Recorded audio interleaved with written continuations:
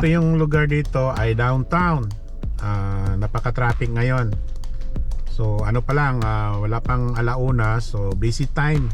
Mga ganitong oras, alas 12:38 pa lang. Ayan, so marami kayong nakikitang mga snow sa tabi-tabi. Yung hindi pa nalilinis ng gusto. Pero downtown na to dahil napaka-busy ng City of Toronto, guys. Ito naman yung mga nangungulekta ng mga basura dito sa downtown. Ayan. So minsan nakakaabala to ng traffic dahil sa laki ba naman ng truck na yan. Kaya lang hindi mo pwedeng businahan kasi sa government nga yan eh.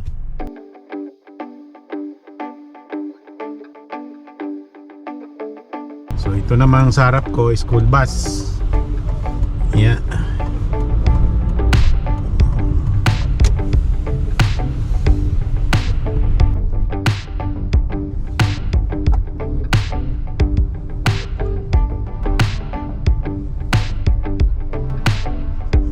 Pasok na tayo ng dito sa right, yung Mount Pleasant, yan oh.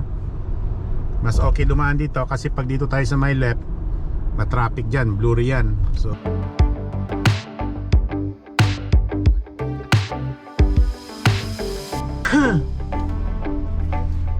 yan yung mga nagta-traffic kasi school dito eh. Bawat school kasi merong mga traffic aid. Mahal din ang oras niyan.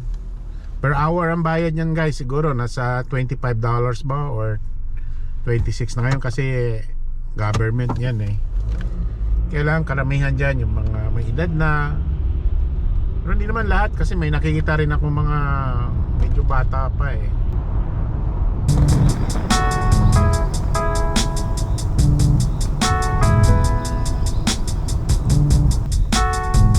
So magle-left na tayo dito. Minsan kasi dito may arrow, guys. Depende sa traffic. May sensor kasi yung ano nila. Ngayon wala eh. Kasi ano na, alauna na rin.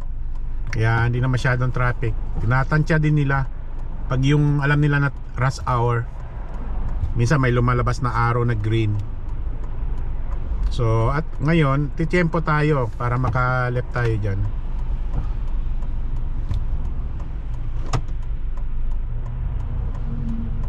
Kaya lang dito, guys, pagka way mo talaga ay karapatan mo talaga kahit na mayroong sumalubong dyan.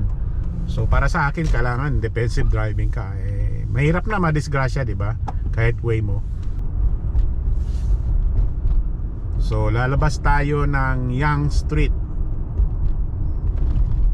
Biro mo naman yung pananalasan ng snow. Ano bang mga kalamidad na ikumpara sa atin? Bagyo, baha? O dito wala eh. Iba naman dito, lamig, snow. Matinding trabaho. Pag ganyang maraming kakayuri na snow, malaking gastos yung gobyerno. Yan na yung Yonge. Timing naman naka green na, so it's our turn. Ayan yung train na yan oh. Yan, subway yan dyan. Diyan dumadaan yung train dito sa may left side ko. So ito yung Debaseville. Ito naman yung subway dito, guys.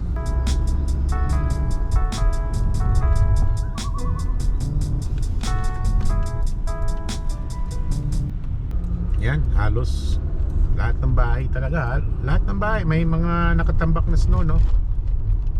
Yan, gasoline station yan, no? Ito, yan, yung Avenue Road. Mahabang street din yan.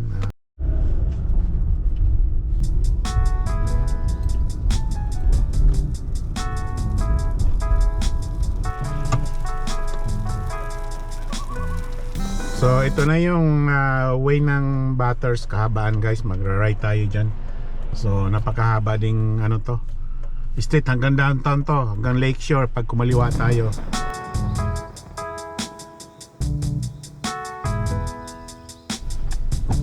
Matindi ang traffic dito kasi alam nyo, yan na yung mga truck na nagkakarga ng mga snow dyan sa tabi oh.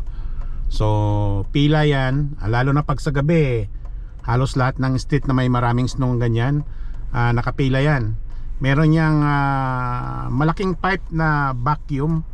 Yan ang nagkakarga, humihigop, may machine. Then ito yung nagkakarga. Ewan ko saan tinatapon nila. Alam ko sa mga lake. Yan, wala naman kasing dagat dito. Yan, so ang daming truck kaya matraffic. Kung saan saang lugar yan sila gumagawa. Lahat ng may mga snow dito sa Toronto ngayon, o kahit saang lugar pa man, ganyan talaga ang sistema dito, guys. Tingnan natin hanggang doon.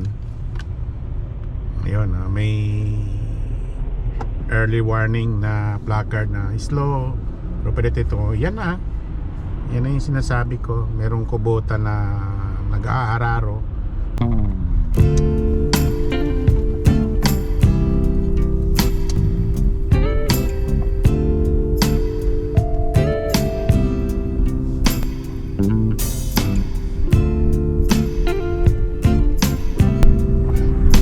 So dito marami nang nakapark ngayon, Friday. Minsan kasi pag summer, maraming namamasyal dito na.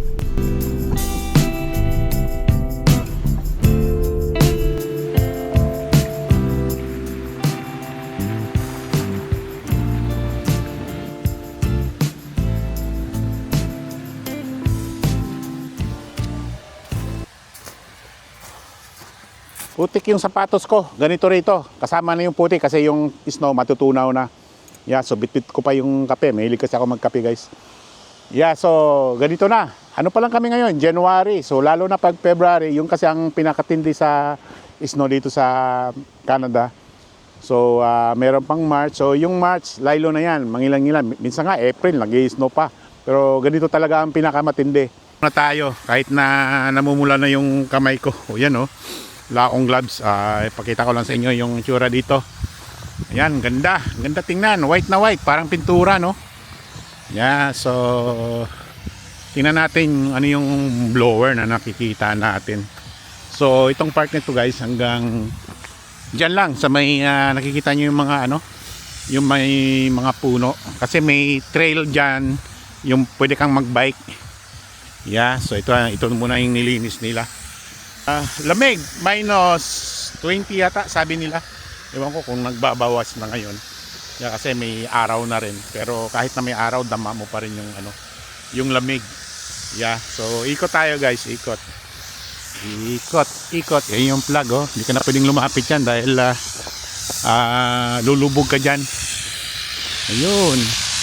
Yan yung mga bangko pagka may yung during summer. Diyan kayo kumakain. Then bahala na kayo kasi ito grass to, yung namumuti yan. Grass. Minsan nga merong nag-skiing diyan. Ewan ko yan, baka nag-skiing yan. Pag tumigas yan. Yeah. So yan yung pinapalabas yung nililinis yata yung snow. Yeah, yan. May nag-skiing doon. Alright. Galing, no? Yeah, so nilalamig na ako, guys. Ayan, no? Yeah. So anyway, at least meron kayong naman na inform ko kayo about sa weather dito. Alright. So ito, pakita ko sa inyo yung yung plug, Wow, lamig. Pero ang ganda ng puno. Yan, hindi na lalaglag yan. Ano ba tawag yan? Yan ba yung pine tree? Wala akong alam dyan sa mga tree na yan. Pero maganda siya. Like other mga puno na wala na yung mga dahon. Yeah. Yeah, so sa mga parating pa lang yan or naka-experience na ng snow dito, so ganito dito, yung pananalasa ng snow. Kumbaga sa atin, ano bang mga kalamidad? Bagyo, baha.